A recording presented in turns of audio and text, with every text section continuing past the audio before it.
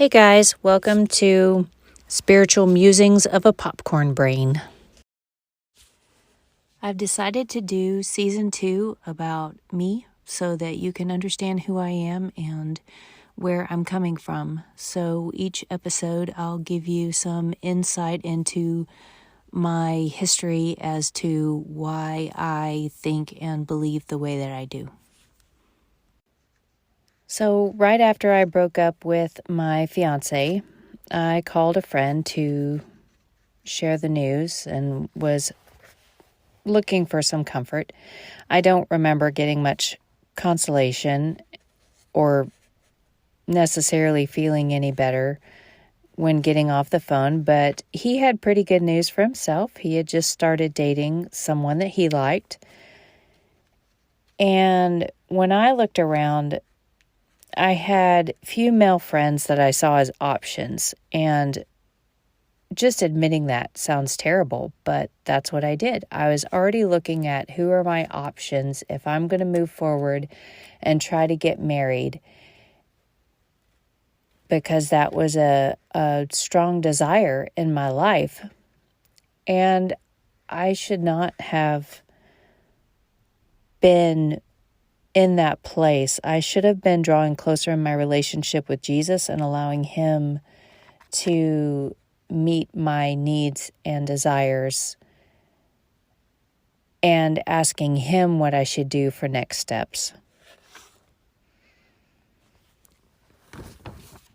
So when I was looking around and looking at my options, in my mind, he was a Christian and he met the idea of equally yoked. And if you don't know what I'm talking about, in 2 Corinthians 6:14 in NIV it says, "Do not be yoked together with unbelievers. For what do righteousness and wickedness have in common? Or what fellowship can light have with darkness?" And I had heard sermons and I knew that unbelievers and believers are not to be getting married. A believer should pick another believer. But I didn't understand the full depth of that. And while the pastors may have spoke on that, it had flown right over my head. So in my mind, I was thinking, hey, he calls himself a Christian, and I know that I am. And so, yay, we're equally yoked. But really, if you think of what a yoke is in oxen that are pulling, you want to make sure that you are similar size and shape and strength, which would equate to similar faith in Jesus, at a similar place in your faith and growth and development. And we weren't. I had been a long-time believer and he was a new believer. And while he seemed to be showing signs of growth, looking into the future, I almost wonder if he was even sincere at the time. I was there at his baptism. I had seen him getting involved with church and Christian friends, and so I thought that he met the criteria because I didn't really understand all of it. And while I knew that it would be foolish to get into a rebound relationship, I still let my mind go there and start thinking about future relationships. And I should have put that on hold. So I waited, and this girl that he had been dating, she broke up with him. And it wasn't too long after that his friends were telling him that maybe he should consider dating me. And he didn't exactly want to date me, but I had let him know that I was available if he wanted to date me. My self-esteem was such that I never expected that I'd be able to get an amazingly strong in the faith Christian man. And I didn't even ask Jesus for his thoughts on who I should date, and I should have.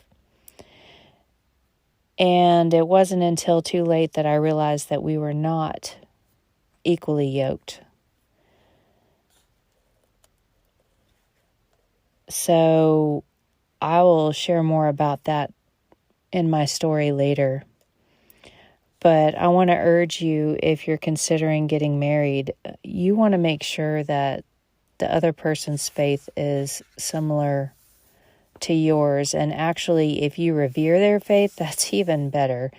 Now, not that you worship that person, but when you look at them and their relationship with Jesus and you think, wow, that's amazing, or that's awesome, or if there are things that you admire about their relationship with him that you wish that you did, that's actually good. So James talks about faith and deeds, and the reason why is because your actions speak louder than your words.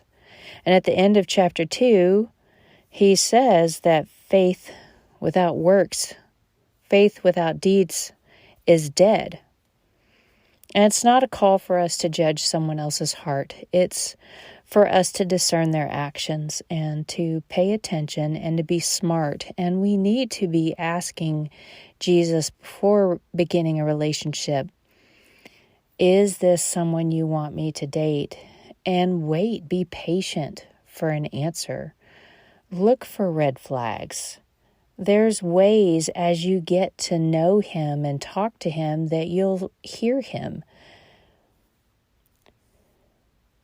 So that's all I have for now. I will continue my story next time. If you found this useful or you know someone who would, then please share this with them or subscribe. Thank you for letting me share my popcorn brain.